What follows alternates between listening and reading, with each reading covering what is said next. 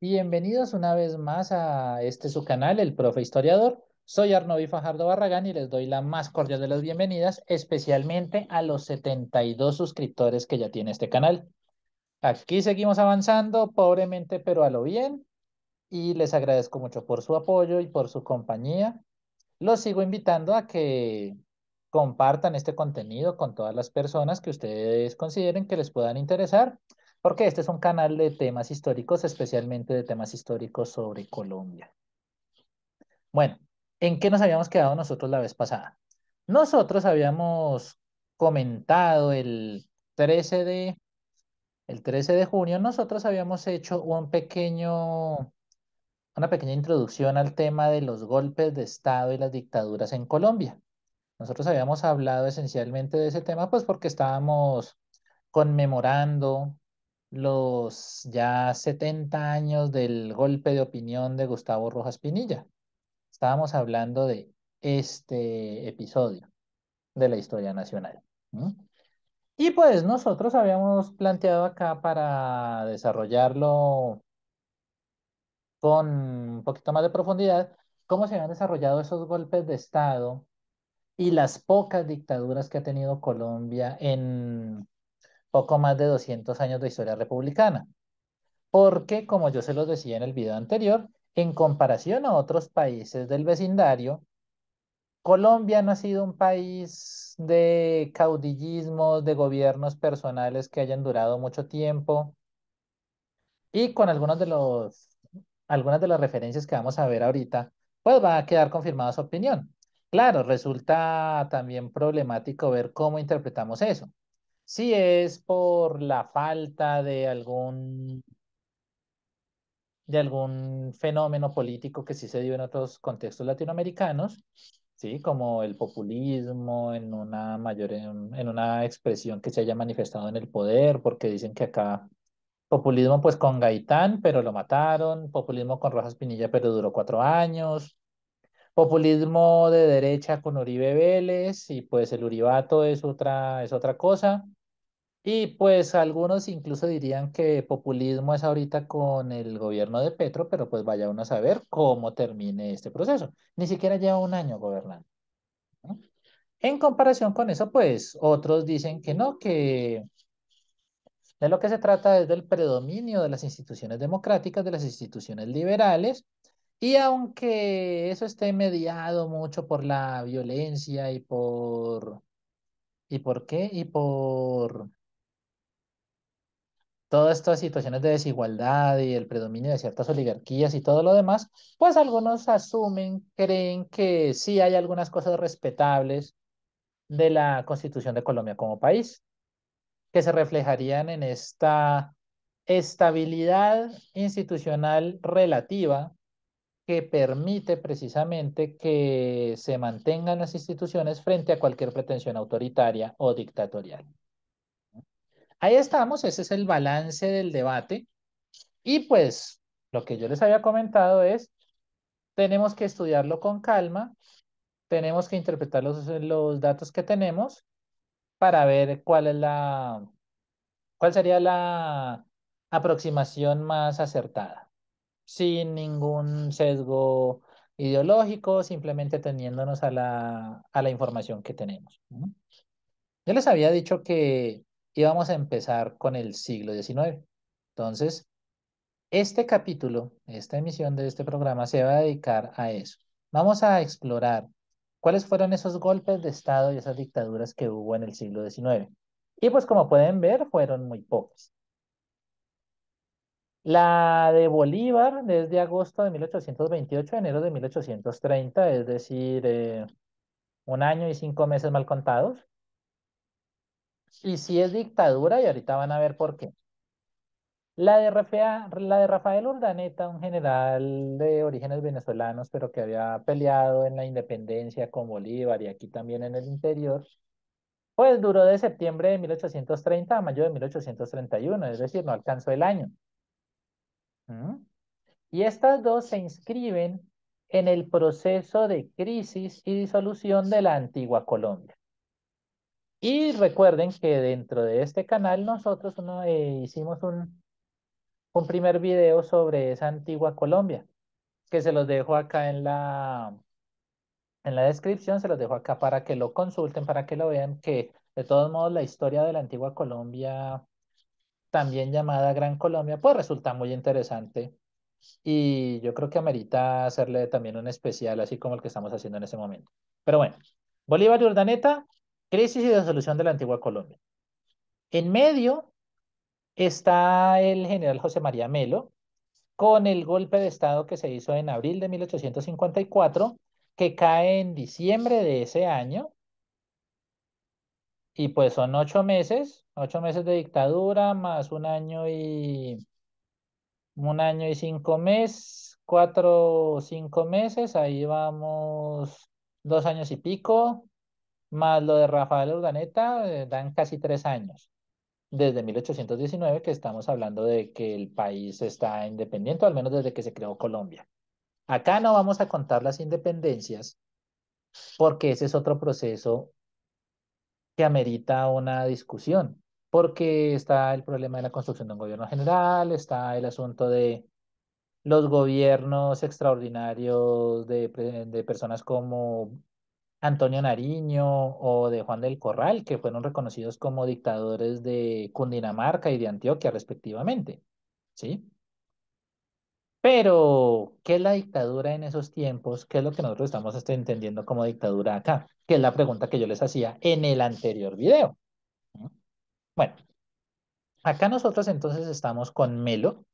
Melo como presidente, como gobernante del país entre abril y diciembre de 1854.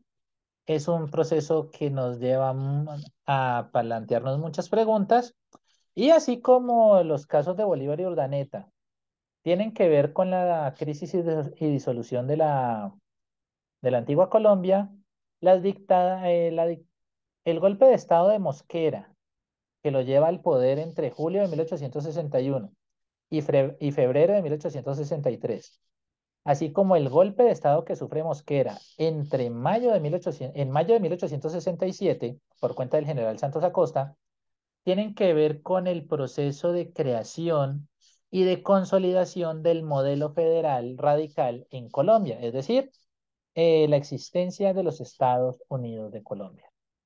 Ese va a ser nuestro derrotero, ese va a ser nuestro camino. Así que adelante. Lo primero que tenemos que estudiar es la dictadura de Bolívar.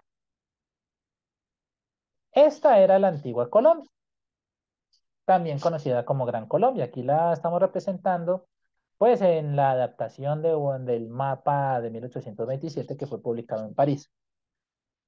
Este país que tenía toda su gloria y todo, y que había sido capaz de crearse a sí mismo, de liberar al resto de América, y que estaba en el pináculo de su gloria, y que pintaba para ser una potencia de carácter regional, entró en crisis en 1826.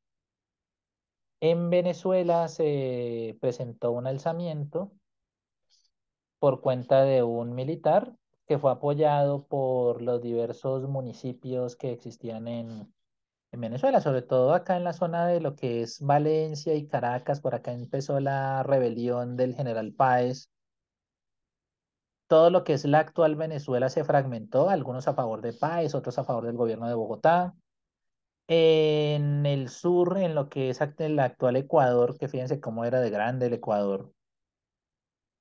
También hubo alzamientos militares de personas que consideraban que Bolívar tenía que volver y gobernar por medio de la dictadura. Algunos hablaban de monarquía, algunos le propusieron a Bolívar que fuera rey.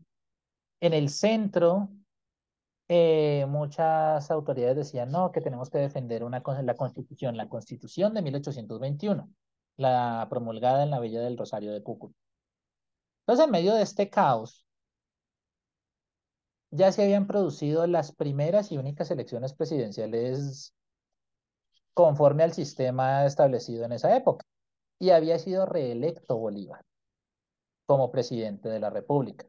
En esa época, el presidente duraba 4 años y tenía derecho a ser reelegido inmediatamente. A Bolívar lo habían nombrado presidente del Congreso de la Villa del Rosario de Cúcuta, ese Congreso Constituyente, Así que tenía todo el derecho de presentarse como candidato presidencial y fue reelecto. Y fue reelecto también, pues, Santander como vicepresidente de la República. ¿Mm? En ese ambiente es que surge todas estas rebeliones, estos pronunciamientos, estos llamados al orden y esta fractura del orden institucional basado en la Constitución de 1821. ¿Mm? Y entonces lo interesante de esto es que hacia 1827 se llega a la conclusión de que la Constitución del 21 ya no funciona. Entonces se necesita reformar. ¿Y cómo se pretende reformar? Se pretende reformarla por medio de un otro Congreso Constituyente. Fue lo que se llamó la Convención de Ocaña y la Convención de Ocaña se reunió acá donde les estoy señalando, por acá, cerca a Pamplona, ¿m? Entre el río Magdalena, Pamplona y todo esto. Ahí se reunieron diputados electos por un sistema de elección, ¿sí? O sea, este Congreso Constituyente no fue que Bolívar dijo, no, pues yo nombro a fulano, a sutano y a mengano, no. Hubo elecciones, se formaron facciones, o para ponerlo en términos contemporáneos, roscas, ¿sí? Y esas roscas discutieron mucho en esa convención para ver cuál era la constitución más apropiada para ese país. Parte de la rosca a favor del Libertador, pues tenía ciertos personajes como José María del Castillo y Rada y otra gente. En la rosca del general Santander está que participó como miembro de la convención. Bolívar no lo hizo, él era el Libertador presidente. En la rosca de Santander, pues ahí estaban personajes como Vicente Azuero, Francisco Soto, Florentino González. ¿Sí? Pues que estaban más como a favor de cambiar el sistema del país, algo más federal, los otros no tan amigos del federalismo. El federalismo históricamente para esa generación era visto como un problema, como la causa de muchos males en los tiempos de la independencia. Entonces, digamos que el federalismo teóricamente podía ser chévere para ellos, pero desde el punto de vista práctico no se veía tan clara la situación. Finalmente, esa convención no funcionó, se disolvió y las autoridades de Bogotá, lo que era el cabildo y el gobernador y toda esta gente, lo que hace es, al enterarse de que se rompió y de que se disolvió la convención, lo que hace es otorgarle facultades extraordinarias a Bolívar para que él gobierne.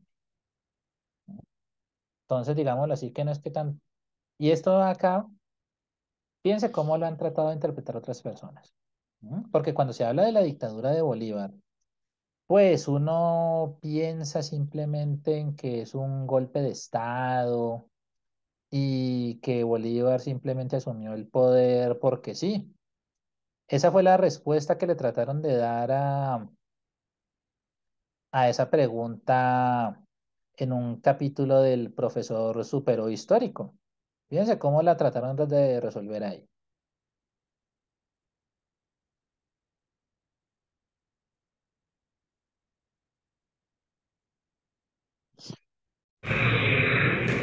Ya no aguanto más. El presidente Bolívar se ha vuelto cada vez más autoritario, es inaudito.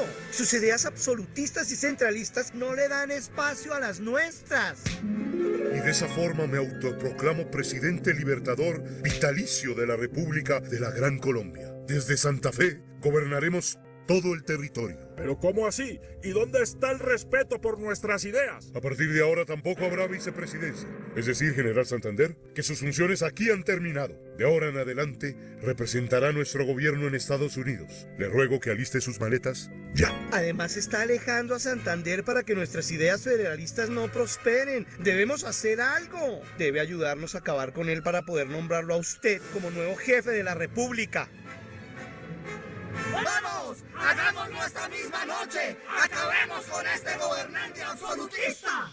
No entendí ni pío profesor. Entonces lo querían matar porque se iba a convertir en dictador. Aunque fueron ellos los conspiradores que conspiraron la conspiración septembrina, yo creo que en parte temían que quisiera perpetuarse en el poder. Pero hay otras razones para planear el atentado.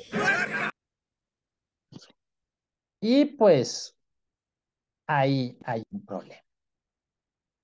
Y ese problema se resuelve muy fácilmente. Se resuelve muy fácilmente por lo siguiente. Bolívar asumió la dictadura promulgando un decreto orgánico que organizaba el gobierno de la siguiente manera. ¿Mm? Si ustedes buscan ahí hay diversas formas en las cuales ustedes pueden acceder a las leyes que existieron históricamente en el país. Una de las que se conocía más antes en los viejos tiempos era la codificación nacional, pero muchas de esas cosas ya las han puesto en línea. Si ustedes se encuentran en línea, este es el decreto orgánico de la dictadura que promulgó Bolívar en 1828, cuando no solamente el gobierno de Bogotá, sino también los gobiernos, los cabildos de otros municipios a lo largo del país le otorgaron facultades extraordinarias. ¿Sí? Y él acá en los considerandos pues habla de la Convención de Ocaña, de la crisis de la República y todo esto, pero él les dice que asume el poder supremo, se hace llamar jefe supremo del Estado, va a gobernar con los ministros. Es decir, él asume ahí con un cuerpo colegiado y junto con esos ministros va un Consejo de Estado, ¿no? Y resulta, pasa y acontece que este sistema de gobierno, con sus disposiciones generales en las cuales, fíjense, un dictador que les dice a todos que todos los colombianos son iguales ante la ley, que eso lo dice el artículo 17, o que les dice que en el artículo 18, que la libertad individual será garantizada, o que les dice en el artículo 20 que todos tienen derecho a publicar y hacer, imprimir sus opiniones sin censura. ¿Mm? ¿Qué clase de dictadura es esta? Y lo importante está acá en el artículo 26. En el artículo 26, Bolívar le dice a todos los ciudadanos de Colombia que él será dictador, no de manera vitalicia como lo dice el video del profesor Superó, que yo lo uso, a mí me gusta, pero creo que acá se cometieron una gran pifiada, porque lo que dice el artículo 26, y se los leo, es: el presente decreto será promulgado y obedecido por todos como ley constitucional del Estado, hasta que reunida la representación nacional, que se convocará para el mes de enero de 1830, de esta la Constitución de la República. Es decir, Bolívar le puso fecha de vencimiento a su dictadura. ¿Qué clase de dictadura hace eso? Ujú. Si tenemos en la mente la idea de un dictador que lo único que hace es subir al poder para perpetuarse en él, entonces Bolívar no es dictador. Claro, estamos hablando de los términos. Pero si nos vamos un poquito como ¿a los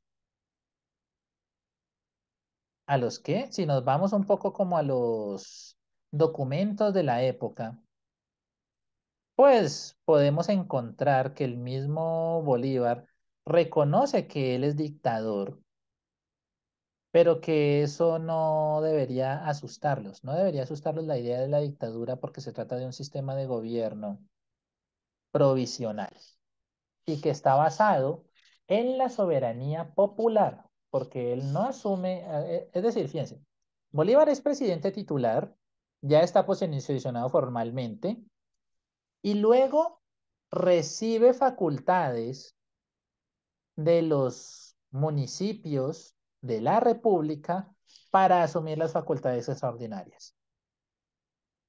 Y cuando hace eso es que él da ese decreto orgánico de la dictadura. ¿Mm? Y entonces lo que hace Bolívar es decir, no he podido por manera alguna denegarme en momento tan solemne al cumplimiento de la confianza nacional, de esta confianza que me oprime con una gloria inmensa, aunque al mismo tiempo me anonada haciéndome aparecer cual soy. Colombianos, me obligo a obedecer estrictamente vuestros legítimos deseos. Protegeré vuestra sagrada religión como la fe de todos los colombianos y el código de los buenos.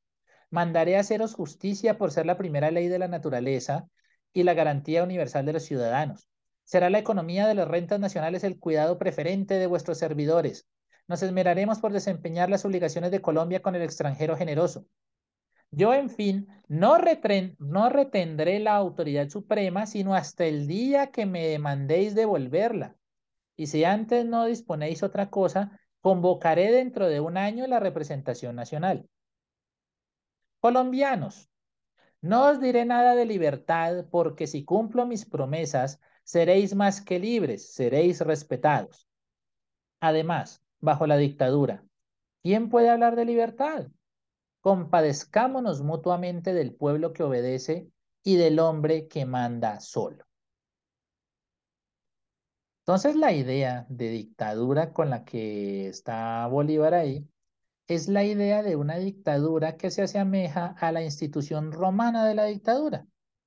Los romanos crearon la dictadura como el mecanismo más útil para la preservación de la misma República Romana. ¿Sí? Es decir, era una institución temporal porque los dictadores duraban 6 meses, era nombrada por el Senado romano, ¿sí? Que investía de facultades extraordinarias para la suspensión, pero no para la abolición de las leyes en la ciudad de Roma, y para resolver los problemas, que eran o la guerra externa o la sedición.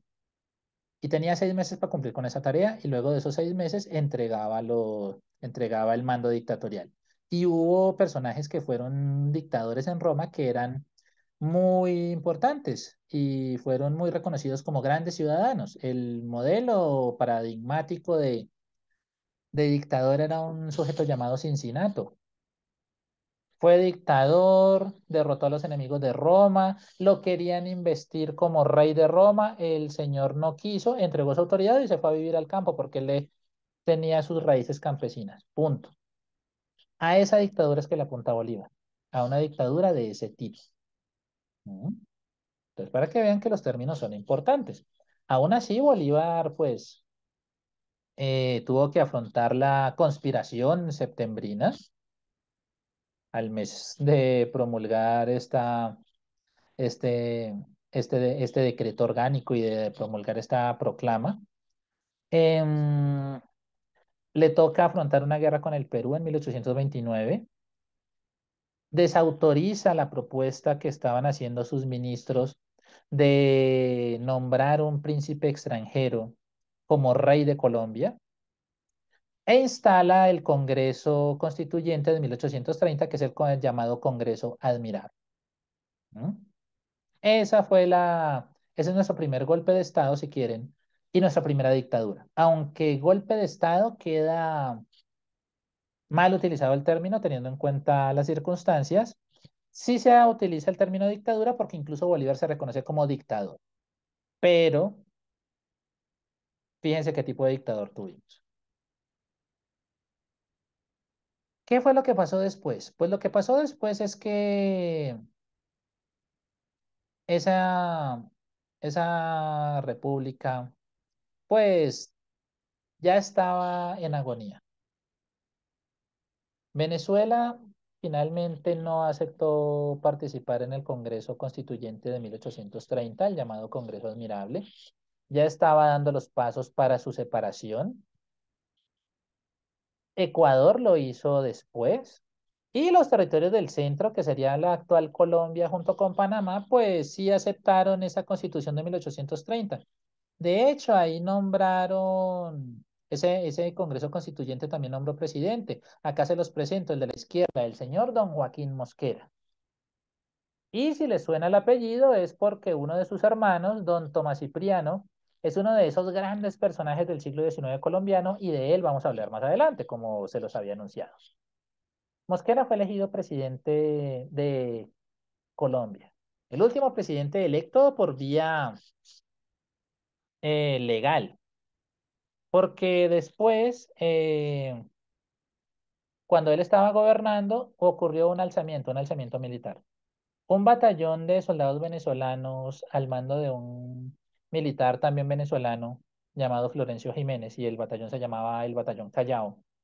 Iba de camino hacia Venezuela. Eran venezolanos, estaban en lo que es hoy Colombia, no querían estar acá, empezaron a hacer su camino de regreso a casa. Sin embargo, durante el trayecto, los convencieron para que se levantaran contra el gobierno de Bogotá y para volver a llamar a Bolívar al poder. El batallón se rebeló, derrotó a las tropas que los habían ido a detener, volvieron a Bogotá, ocuparon la capital. Mosquera salió del país con todas las garantías del caso y los alzados le pidieron al general Rafael Urdaneta, que es el que está aquí al lado derecho, le pidieron a Urdaneta que él gobernara mientras Bolívar volvía. ¿Qué había pasado con Bolívar? Pues que Bolívar había decidido partir al exilio. Eso de vámonos, que aquí no nos quiere nadie, ya había cruzado el Magdalena, ya estaba en Cartagena, ya iba a llegar a Santa Marta, y estamos hablando acá de que todos estos procesos ocurrieron entre agosto y septiembre de 1830. O sea, para ese momento fue que se ocurrió la rebelión de este batallón, de la ocupación de Bogotá, de la salida de Joaquín Mosquera, del nombramiento de Urdaneta por cuenta de los rebeldes y confirmado por las autoridades, que el Cabildo de Bogotá con las autoridades eclesiásticas y que no sé qué, ¿sí? Todo mientras Bolívar volvía. Pero ustedes saben que Bolívar murió en diciembre de 1830. Y pues eso deja a Urdaneta en una posición muy difícil. ¿Por qué? Porque a lo largo de los territorios del centro, entonces acá se los muestro ¿qué?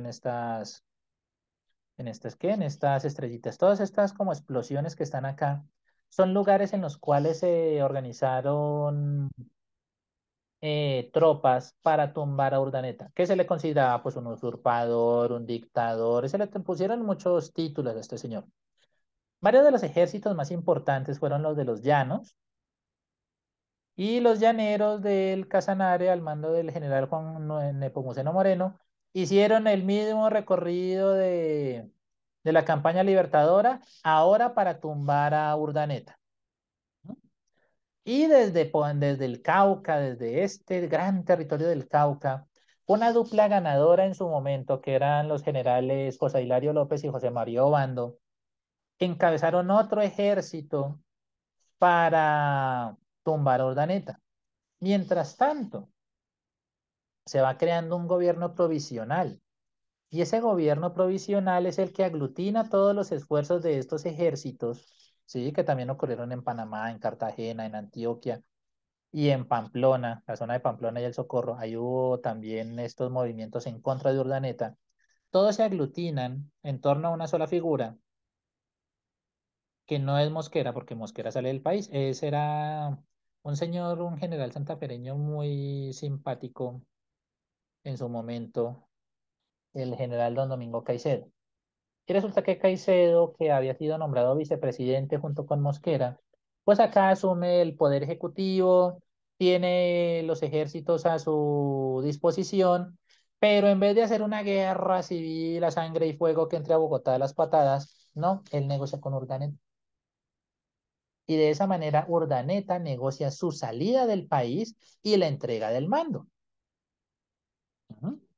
Y luego de eso, pues lo que se va a terminar creando es la Nueva Granada, ese país que se configura desde 1831, ¿m? Que son los departamentos del centro, es decir, la actual Colombia junto con Panamá.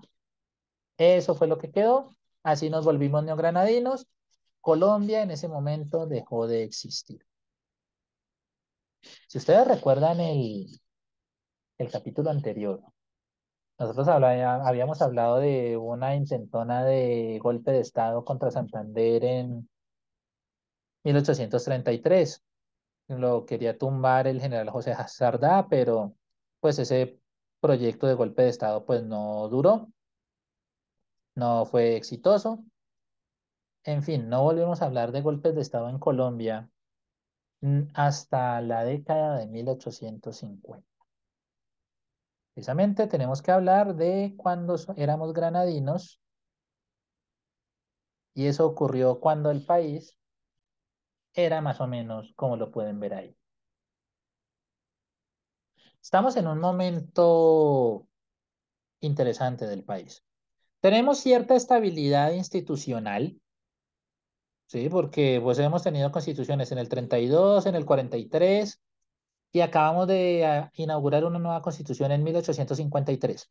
Para ese momento el país tiene todas estas provincias y si ustedes las ven, pues son como tantos departamentos tenemos hoy, ¿sí? Provincia de Bogotá, territorio de Mocoa, territorio de yo no sé qué. Sí, Casanare, acá Bogotá, Zipaquirá, Tunja, Socorro, ta, ta, ta. Antioquia estaba dividida en varias partes, el Cauca también. Es decir, acá, por acá está Buenaventura, por acá está Popayán, por acá está Pasto, ¿sí? Ese país, la Nueva Granada, recibió una constitución en 1853 que impulsaba el federalismo. Le permitía a todos estos territorios ir creando sus propias cartas constitucionales. Estamos hablando de un momento en el cual, desde el punto de vista ideológico, la idea del liberalismo se plantea desde el punto de vista económico, porque estamos en tiempos de libre cambio, desde el punto de vista social, porque estamos hablando de que en esta época es cuando se promulgó la abolición de la esclavitud, eso fue en 1851 con el general José Hilario López. Estamos hablando de que una forma de reconocer la libertad no solamente es por medio de estas constituciones que reconocen derechos y garantías para los ciudadanos, sino que también la libertad tiene que ver con la libertad territorial, es decir, cierta autonomía, cierta importancia de las regiones frente al centro, frente a Bogotá. ¿Mm? En medio de todo de toda esta efervescencia de impulso de la libertad desde tantos puntos de vista, ¿sí? Limitación del Estado, estos modelos económicos y todas estas cosas, es que surgen nuestros partidos políticos. También toca hablar de partidos políticos. El Partido Liberal, el que se crea en 1848, el Partido Conservador, que se crea en 1849, ¿sí? E incluso ya ellos habían tenido un round como partidos políticos en una guerra civil, la Guerra Civil de 1851, que fue reprimida rápidamente. ¿Mm? Ahí estamos nosotros en ese contexto de estos cambios. Ahí es donde se da el golpe de José María Melo, que se dio pues entre abril y diciembre de 1854. ¿Mm? El asunto es cómo nosotros valoramos el golpe de Melo. ¿Sí? Ese personaje que ha sido reivindicado por Gustavo Petro en en sus últimos discursos. Pues bueno, estamos hablando de un militar profesional que peleó en las guerras de independencia, que pues por sus orígenes uno diría que es indígena, pero estudios como los que ha hecho mi amigo y colega Carlos Camacho están cuestionando esa idea de que hasta qué punto se puede pensar que es un indígena y tiene reivindicaciones indígenas. ¿Mm? Y pues ahí creo que algunos están diciendo, lo que Petro está metiendo es tratando de insertar a un personaje histórico dentro de su ideología de reivindicación social y quizás no le está saliendo tan bien el experimento. ¿Mm? Pues bueno, este Melo fue retratado acá de manera muy elegante con su uniforme por don José María Espinosa, uno de los grandes artistas de Colombia en toda su historia, veterano de la independencia, abanderado de Nariño, pintor, acuarelista, caricaturista, uno de los referentes del arte, que lo muestra a Melo tanto en su momento de gloria como también en su momento de caída, porque esta caricatura representa alegóricamente la caída del gobierno de Melo en 1854. ¿Sí? De hecho, en lápiz está escrito caída del gobierno de Melo. La acuarela del retrato está en el Museo Nacional. La acuarela de la caricatura está en la Biblioteca Nacional. ¿No? Pues bueno, ¿dónde está el asunto? Melo sube al poder en medio de una situación en la cual el ímpetu de las reformas ha llevado a que el Partido Liberal, que es el partido que las impulsa, se divida en dos facciones. Una llamada los Gólgotas o también los de Casaca, que eran como los más doctrinarios, incluso también acá hay un asunto de generaciones, porque acá están como los más jóvenes, los más pelados, que no supieron qué fue la independencia, que nacieron después de la independencia y dicen, no, ya superamos eso, vamos a darle un impulso a los cambios, a las reformas y todo. Entonces, abolieron las universidades, por ejemplo, un sistema universitario que se había creado en los tiempos de la Gran Colombia y que se había impulsado con el general Santander. Los liberales dicen que los títulos universitarios son símbolo de desigualdad, chao universidades.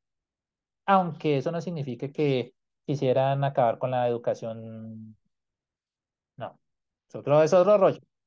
También consideran que el ejército, que todavía tiene algunas trazas del ejército libertador, pero que también es pues una institución muy pequeña relativamente, un ejército de 3.000 hombres en un territorio tan grande como el que ustedes vieron ahí en el mapa, ¿qué tanto puede hacer? Pero se comía la mitad del presupuesto nacional. Entonces decían que el ejército era otro símbolo de presencia del Estado y queremos es mayor libertad, entonces vamos a acabar con el ejército. Desde el punto de vista del libre cambio, pues nosotros potenciemos nuestras riquezas naturales y exportemos todo e importemos todo lo que necesitemos. Entonces más o menos esa era como la agenda. Ahí Melo queda un poco en veremos porque como oficial profesional del ejército pues quedaría sin trabajo. ¿Mm? ¿Él a quién le hace el golpe? Melo le hace el golpe al general José María Obando, que había sido elegido presidente de la República, que venía con un aura de político, de militar, un aura también de sino trágico por todas las cosas que le habían pasado en la vida. Es un personaje muy interesante en la historia de la Colombia republicana, este señor Obando. Pues bueno, este señor Obando, y busquémosle un retrato a Obando. Obando era uno de los miembros del partido draconiano, que era el opuesto a los Gólgotas. Estos draconianos estaban apoyados por un sector social llamado de los artesanos, que la mayoría eran sastres, cultivadores y pues trabajaban en manufacturas acá y no podían competir con los productos importados en tiempos de la revolución industrial, de la primera revolución industrial. Nosotros no hemos salido de ella. Pues bueno, este Obando que tenía una aura, una popularidad muy importante, que había sido protagonista de la reacción contra Bolívar y contra Urdaneta por allá en los tiempos de disolución de la antigua Colombia, pues era un personaje muy querido, muy simpático, pues también era un sujeto de odios muy grandes, pero con su aura de popularidad fue electo presidente. En el gobierno de él fue que se reformó la Constitución, esta Constitución de 1853, que da todas estas cosas que yo les había comentado, y en principio un sector de los draconianos le dice a Obando que él asuma todo el poder, es decir, que el golpe de Estado lo dé él. Pero Obando titubea y finalmente el que termina asumiendo el gobierno es Milo.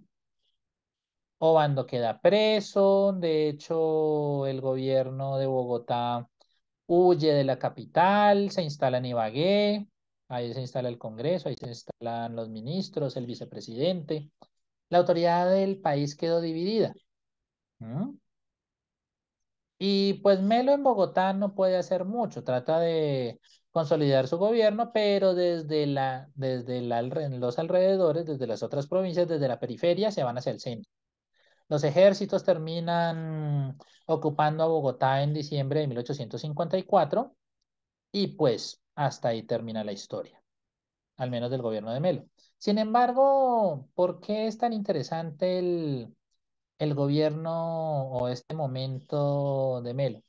El momento de Melo es muy interesante porque algunos dicen que es la primera manifestación de soberanía popular desde un punto de vista de lucha de clases, porque es un sector socioeconómico muy particular que es el artesanado, sobre todo el artesanado de Bogotá, el que se une con Melo y los militares para defender su estilo de vida, su papel en la política y en la economía nacional frente a los doctrinarios liberales. ¿Mm? Entonces algunos dicen que eso es revolución porque es la aparición de este sector social. Mi amigo Carlos Camacho dice que por el contrario, estos más que revolucionarios serían como unos reaccionarios porque quieren frenar el ímpetu de las reformas de mitad de siglo, las que iban a favor del libre cambio y a favor de la reducción del ejército y todas estas cosas. ¿Sí? Entonces, cómo lo quieren interpretar ustedes? Yo les doy las líneas de investigación. Ustedes profundicen ahí y hagan su propio juicio. ¿Mm? Entonces, entonces con Melo y con los artesanos pasa esto. Es una guerra civil dura, porque sí, son 8 meses de guerra civil. Finalmente, pues el gobierno, la coalición, porque es que fíjense que a Melo, los draconianos y a los artesanos los tumban a coalición, una coalición de conservadores y liberales gólgotas, ¿sí? Y esta manera como funciona esta reacción contra este acto de usurpación, pues también tiene un problema de interpretación. Vea, me salió todo en verso. ¿Por qué acá hay otro problema de interpretación? Porque generalmente en los manuales de colegio nos dicen que se hizo la guerra civil para tumbar a un usurpador y para el restablecimiento del orden constitucional, ¿sí? Se restablece el orden constitucional, pero no suben a Obando al poder. De hecho, le hacen un juicio político y él desaparece de la escena por un tiempo. El que y gobierna es su vicepresidente, un señor llamado José de Ovaldía, que era panameño. Es decir, tuvimos un par de panameños en la presidencia de la República. Él y un general llamado Tomás Herrera, que también en algún momento ejerció el poder en este contexto de la guerra civil. Ahí tuvimos dos panameños en el gobierno colombiano. ¿Mm? Entonces, Ovaldía termina el periodo presidencial, es el que gobierna, todo bien. Y alguno diría, ¿qué pasó con los artesanos? Pues los que sobrevivieron a la guerra civil, muchos de ellos fueron exiliados a Panamá y pues allá una buena parte falleció por las condiciones climáticas de la época, ¿sí? Y cuando se habla de eso, de la manera como se reprimió a los artesanos luego de la guerra civil, pues ahí se dice, pues claro, esas son las oligarquías que impidieron este proceso popular y todo lo demás, es lo que dijo Petro en la manifestación en el discurso del 1 de mayo, ¿sí? Entonces, con eso ahí, pues lo que tenemos es estas dos interpretaciones.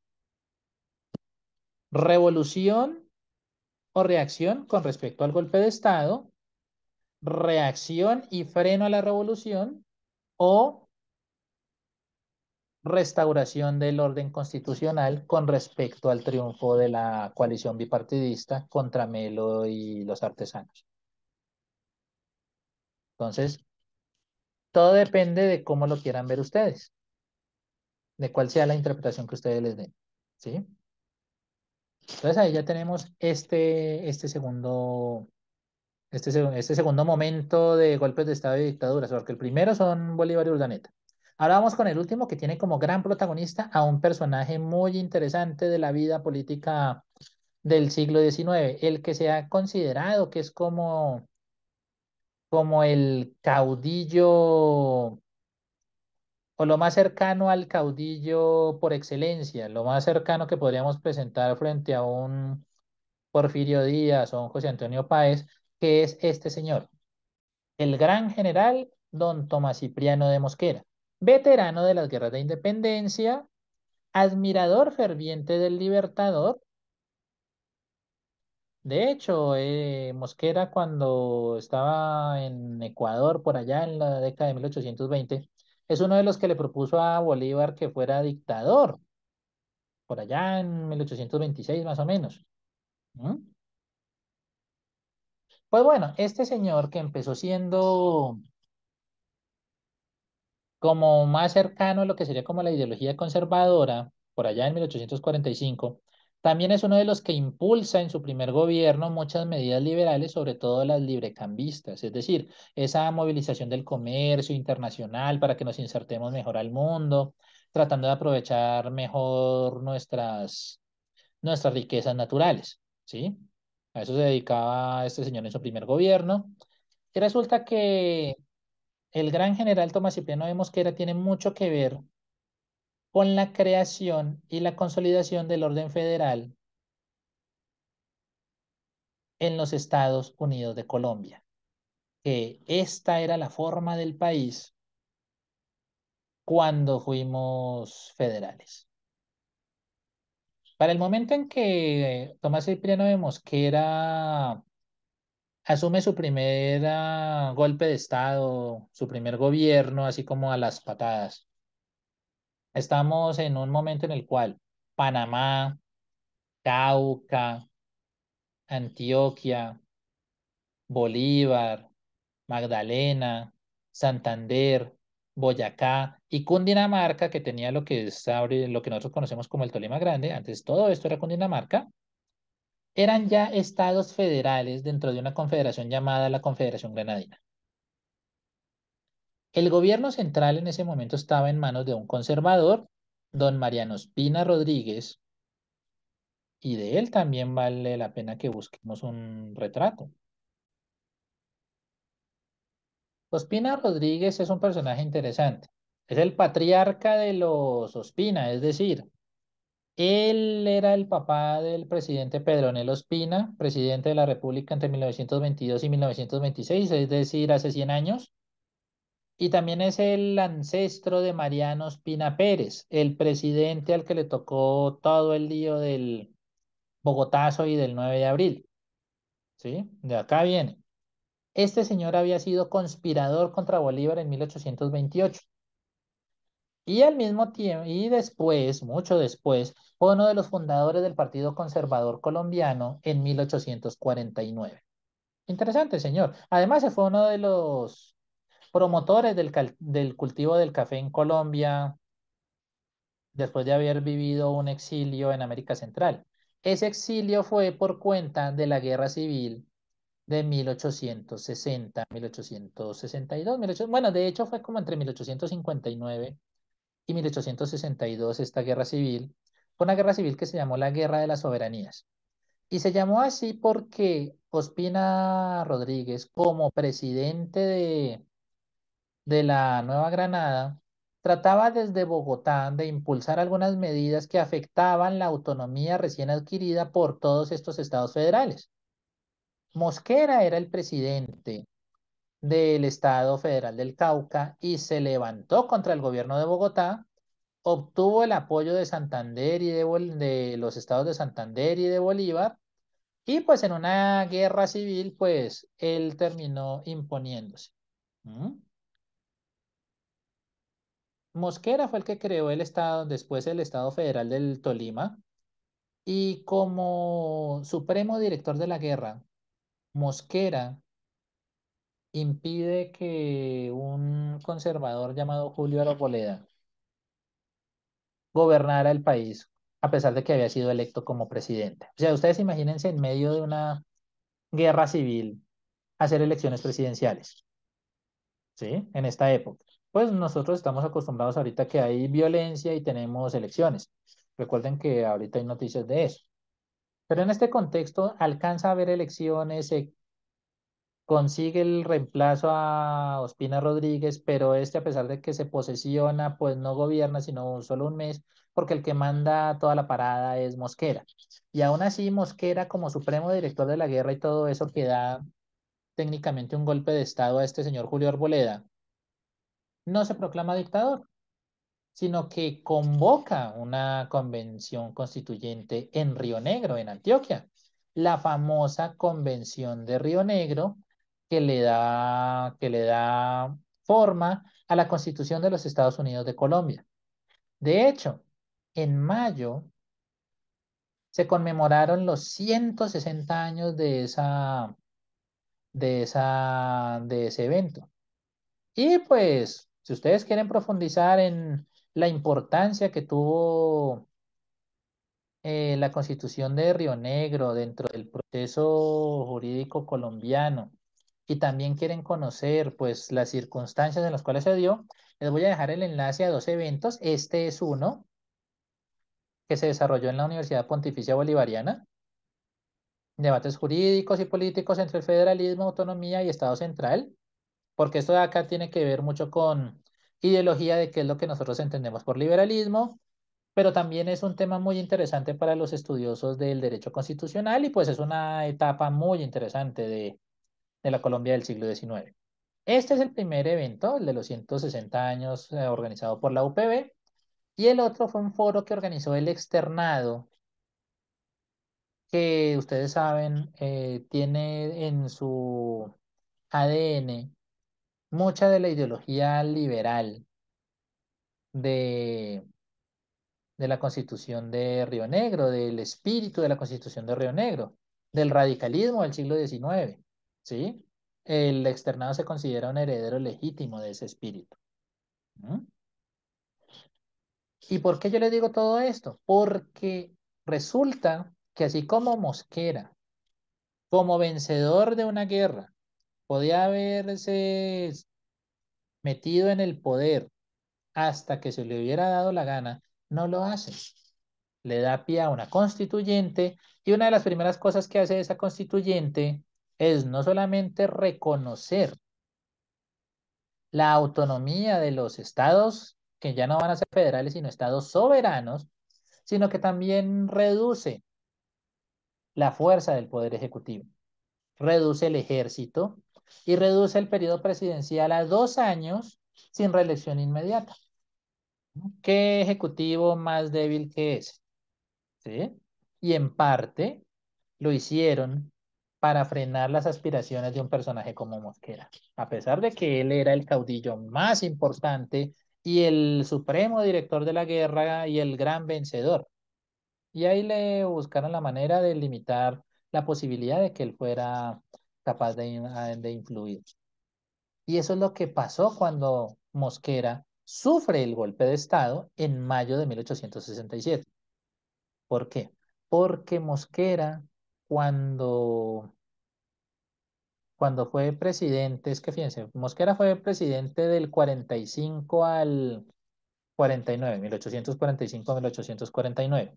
Luego, como supremo director de la guerra y jefe de la Unión y todo eso, pues alcanza a ser presidente como entre 1861 y 1863, ¿sí? Es decir, 2 años. Cuando se promulga la Constitución de Río Negro, esa constitución lo nombra presidente para que termine el periodo constitucional hacia 1864. ¡Pum! Entonces, fíjense, ahí va su tercer gobierno. Luego de eso, es vuelto a elegir hasta 1866. Pero en 1866, él tiene unas relaciones muy tirantes con el Congreso de la República. Entonces él decide cerrar el Congreso en abril de 1867. Y ese experimento, ese intento de gobernar de una manera más personal le duró solamente un mes, porque en mayo de 1867 a Mosquera lo arrestan en el Palacio Presidencial, lo confinan en el Observatorio Astronómico y lo tumban. Y pues, ¿qué es lo único que puede hacer el gran general? Jugar al ajedrez. Ahí está preso, ¿sí? Y pues luego se le da la posibilidad de abandonar el país. ¿Quién asume el poder entonces en ese momento? Lo asume un general de corte radical que se llamaba Santos Acosta. El general Santos Acosta gobierna entre mayo de 1867 y abril de 1868. Es decir, él subió, encabezó un golpe de Estado, pero no se proclamó dictador, sino que impidió una dictadura, un golpe de Estado para impedir una dictadura. ¿Mm? En nombre de la libertad, en nombre del espíritu de la Constitución de Río Negro. Y pues los estudiantes de la Universidad Nacional recordamos mucho, o deberíamos recordar quizás un poquito más, al general Santos Acosta, porque fue durante la gestión de él que se creó la Universidad Nacional de los Estados Unidos de Colombia. ¿Mm? Entonces, fíjense en esta historia de dictaduras y de golpes de Estado, que aquí estamos con unos periodos muy cortos de dictaduras, con unos móviles más complejos, y acá traté de desmenuzarlos para comprender los móviles de los golpes de Estado. ¿Mm? Y pudieron ver que algunos de esos golpes de Estado fue para frenar pretensiones autoritarias. ¿Sí? Es un recorrido largo el que hemos hecho hoy en esta segunda parte del video. Pero recuerden que nosotros no solamente recorremos esto sino más, sino que también tenemos que ir al depósito del libro. Y por el momento, yo recomiendo 3 libros. El de María Teresa Calderón, Aquella República Necesaria e Imposible, que habla de la Colombia de 1821 a 1832, es el estudio más reciente sobre la antigua Colombia o la Gran Colombia, como la quieran llamar.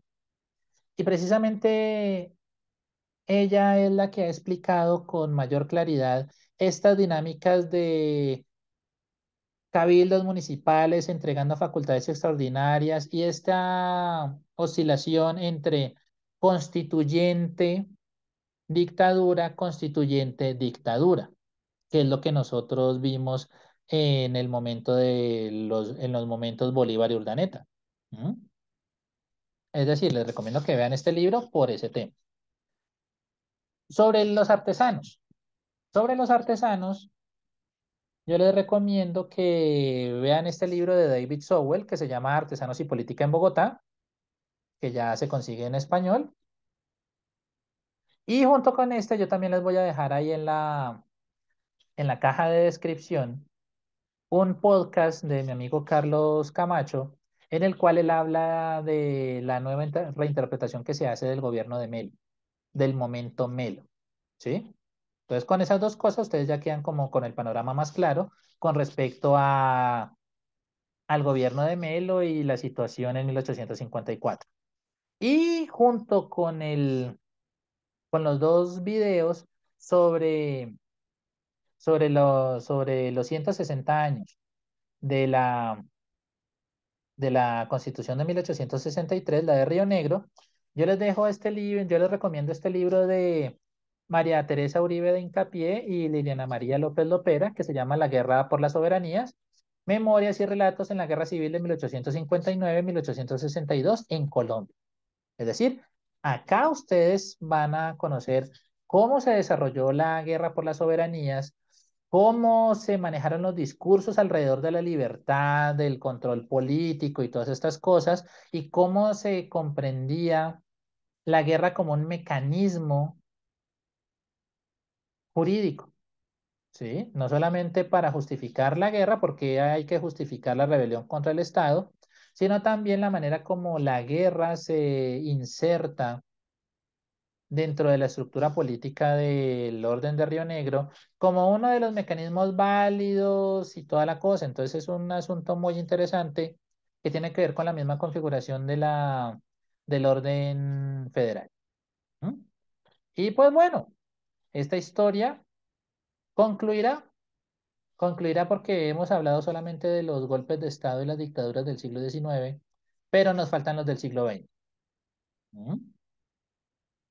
Y pues bueno, les agradezco su compañía.